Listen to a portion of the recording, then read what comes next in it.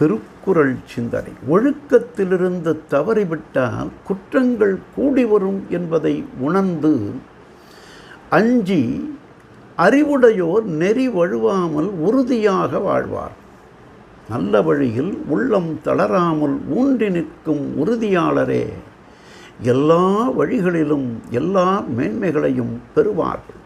ஒழுக்கத்தை திறனாக கொள்பவரே சிறந்த சிறப்புகளையெல்லாம் சீர்மையாக காண்பார்கள்.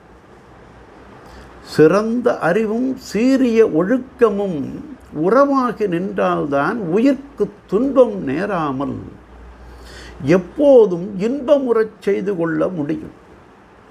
அதனால் அந்த அறிவுடையோரே உறவோர் பெரியோர் சான்றோர் என்று ஆன்ற சிறப்பினால் போற்றப்படுவார்.